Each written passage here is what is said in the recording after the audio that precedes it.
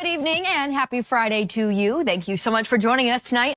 There have been 6 reported cases of E. coli found in a group of private water wells. Getting right into breaking news right now, the man accused of pulling the trigger, killing conservative activist Charlie Kirk last week, appearing in court for the very first time. 35-year-old Michael Griffith is being held on an $8 million bond, perhaps a record bond in Kalkaska County. How exactly will this funding be used, and how far will this initial $50 million go in terms of any actual community impact? The Ludington Police Department is asking for the public's help tonight, seeking more information on a reported assault and battery incident that happened at Ludington High School today. Genuine Park mobile QR codes will have a P branded right in the middle. The Eagles off to an 0-2 start this season, hoping to pick up that first win on the road at Mesick. Major moves back in the U.S. as the White House moves to designate the protest group Antifa a terrorist organization. It's a rock and roll story that's lasted 50 years, and it all started right here in northern Michigan. So summer not over just yet. Better get out and enjoy it while it's here, because before we know it,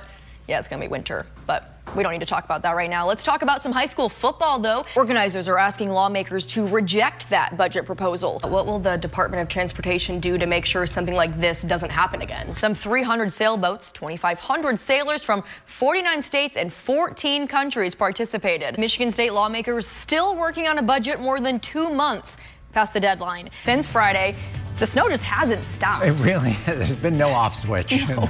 Joe, will there be an off switch anytime soon? Between the sea of Honolulu blue and all of the Jared Goff chants, it really felt like game day atmosphere here in downtown Detroit. We'll take a look at those results at the end of the show. And there is my sweet boy, Freddie. Let me close this. Oh my goodness. Take a look at this chunk of ice. That's what was falling off of the Mackinac Bridge and why the Mighty Mac was closed for about 2 hours tonight. The bridge just reopened a few moments ago after it closed around 2:15 this afternoon. Maintenance staff at the bridge say this is the worst ice they have ever seen. Meanwhile, Governor Gretchen Whitmer has declared a state of emergency for 10 of our counties after that damaging ice storm. As part of the declaration, the governor has activated the State Emergency Operations Center in Lansing to oversee and coordinate the state's response with local needs. More than 100,000 homes lost power across the northern Lower Peninsula and Upper Peninsula. The state of emergency declaration includes the counties of Otsego, Oscoda, Montmorency, Presqu'île, Emmett, Charlevoix, Sheboygan, Crawford, Mackinac, and Alpena. Now, by declaring a state of emergency, Governor Whitmer has made available all state resources in cooperation with local response and recovery efforts in those designated areas. Stay home and stay safe. That is a message from Michigan State Police. The shelter-in-place order for multiple counties is currently set for 24 hours, but could be extended.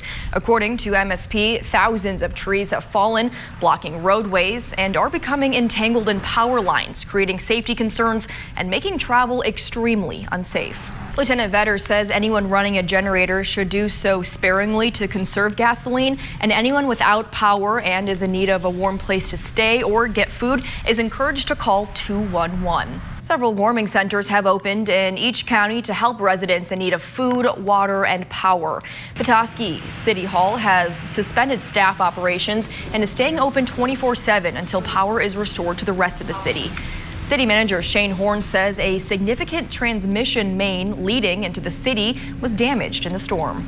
Horn says it may be 1 to 2 days until power comes back and that volunteers are available to drive Petoskey residents to warming shelters. And we have learned tonight that one warming shelter option is no longer available. We're told the Salvation Army's Sheboygan location is dealing with generator issues that are making it difficult to keep the facility warm and open. But you can find a full list of warming shelters throughout northern Michigan on our website and the Up North Live mobile app. And there are just a few gas stations open in Otsego County, and people scrambled to get gas and food. At the Marathon gas station in Gaylord, traffic was lined down South Otsego Avenue and Johnson Road, with residents waiting to get gasoline to fill up their cars and generators. One Gaylord family said they were waiting in line for more than 40 minutes to finally get to a pump, and they weren't sure if the gas station would even be able to supply everyone. And nearly everyone living in Alpena has now been without power for more than 48 hours. Lines for gas stations running on generators are overflowing into main roads.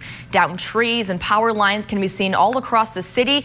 People are flocking to one of the only operating grocery stores, Meijer, on M32. And Meijer is also serving as a hub for gas, but be prepared to wait in line for several hours and bring approved gas cans so you don't get turned away. And take a look at these pictures. Staff at 106 KHQ in Emmett County say its 630-foot tall tower fell Sunday night due to accumulating ice. Staff say its engineering team is working to learn the extent of the damage. The tower is located on Dutchman's Bay Road just outside East Jordan. Staff say their team is working to figure out how they can get back on air as soon as possible. A lot of fallout around northern Michigan from the storm, and we're learning tonight some areas have seen a historic amount of ice. For more, let's turn things over to our chief meteorologist, Joe Charlevoix from the Storm Team Weather Center. And Joe, how does this storm compare to past ice storms? Honestly, they're very few and far between something like this with the amount of ice that we had. Thank you, Joe. And in the midst of the impact from this historic ice storm, we're also following a flood warning in Wexford County. Right now, this warning is in effect until Friday. Our Allie Baxter joins us live now from the Content Center. And Allie, you drove around the area forecasters are keeping a close eye on. Looking ahead to the Pit Spitter summer baseball season in Traverse City, staff looking for your participation. Coming up, what you need to know about how you can get involved. Well, it's not often you hear about world-changing science taking root in northern Michigan, but that is exactly what's happening in a small village in Manistee County. We got an inside look into the groundbreaking work at Archangel Ancient Tree Archive, where cloning the past might just save the future. Well, here we find ourselves in the thriving metropolis of Coatmish, Michigan. Tucked away in the small village of Coatmish, a quiet revolution is growing, literally. We're growing, cloning, and growing the largest and oldest trees on Earth.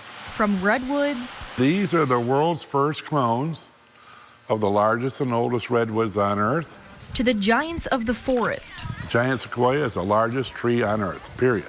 Their trunks are 30 foot across. Archangel Ancient Tree Archive is using these clones to rebuild forests. 98% of the United States old-growth forest has been cut down. There's only 2% left. And help in the fight against climate change. Giant sequoias and coast redwoods absorb CO2 10 times faster than deciduous trees. So with the excess carbon in our climate, having a machine that will bring in 10 times as quickly the CO2 for the next 2,000 years is a viable solution. A viable solution for our future, stemming from trees in California more than 3,000 years old. 12 years ago, we sent our climbers out. My son Jake was one of them. Went up the world's biggest, tallest tree to the very top, took some cuttings, brought them down in cones, and we overnighted them back here to Coatmish. So this is our tissue culture lab. Through a micro-propagation system. Now I can cut this up and make 10 more trees just from this one. Archangel Ancient Tree Archive has created a living library of tree genetics. There's about 3,000 trees in here. That can be used to replant the world's most ancient and resilient trees. These are all from tissue culture. In places that need them most. We planted the world's first giant sequoia old-growth forest in inner city Detroit. Okay. On Earth Day, 24 fourth graders from Detroit began the process of replacing vacant lots in the city's east side with the world's largest trees. They were about 18 inches tall. And in 10 years, they'll be 12, 14 feet tall. And in 25 years, they'll be probably 100 feet tall. And if you're wondering how these trees will survive in a place like Detroit, you're not alone. How do you know that they'll do well in Detroit? Well, we have been doing proof of concept plantings for 10 years. So we showed them. So we take them through that, those plots and those lots and say, here's one that's 10 years old, that's 12 or 14, and they can see it for themselves and they go, wow. And these students who planted the sequoia saplings will get to see that growth themselves. They named each tree. We said, you have to name the tree that you plant, and then you have to take care of it. You have to come back and take care of it. And that's what this project is really about. These kids aren't just planting trees, they're planting a future. This project's for the kids, about the kids, and their future.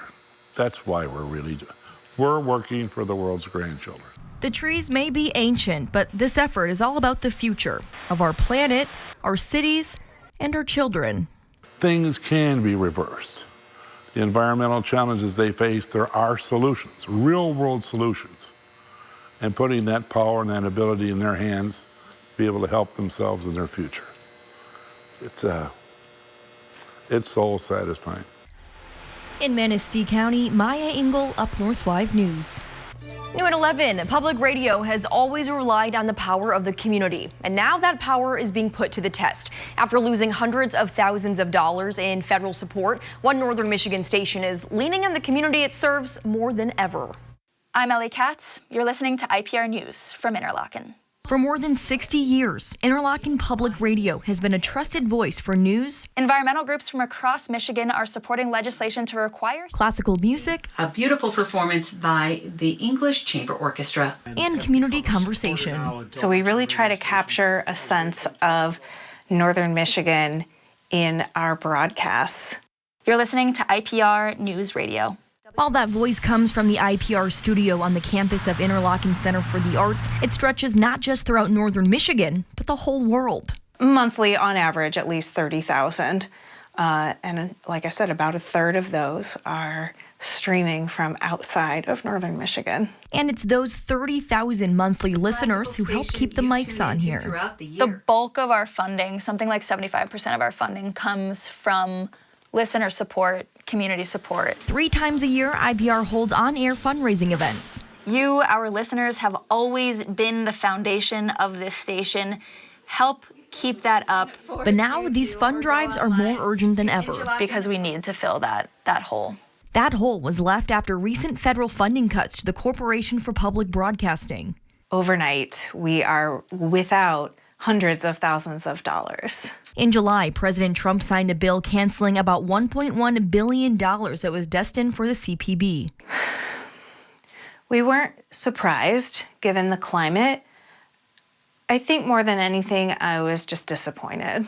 The CPB not only funds NPR and PBS, but also more than 1,500 local public radio and TV stations across the country, including IPR. Public radio stations and public television stations in rural areas of the country are going to take the biggest hit. Federal funding accounted for about 14% of IPR's budget. So we have a $300,000 annual hole in our budget. $300,000 is a big hole. It was tough to see. But the station is doing what it can to make sure no one loses their job and programs stay on the air. Well, we are doing what we can to make cuts here and there. We're not doing any conference travel this year. We're cutting back on things like our marketing budget. Some professional development opportunities. We're just putting pause on those for the year while the dust settles. While that dust settles, staff at IPR are relying on the foundation of the station. I feel confident that IPR is going to be here. We just need our community to pitch in and stay behind us. Like I said, that is the foundation of this station. It always has been, it always will be. And in the meantime, staff say they're more motivated than ever to connect people with classical music. Enjoy this music by Jenny Brandon next. And provide high-quality local news. And connecting you to Northern Michigan and the world. We've been here for a really long time. We've been embedded in this community for a really long time. We're going to be here for a really long time, regardless of the federal funding. Amanda says there's always a chance of needing to cut staff or programming due to losing that federal money, but she's confident IPR's strong base of supporters will step in and help fill that gap. And we do have a link to donate to IPR over on our website, upnorthlive.com.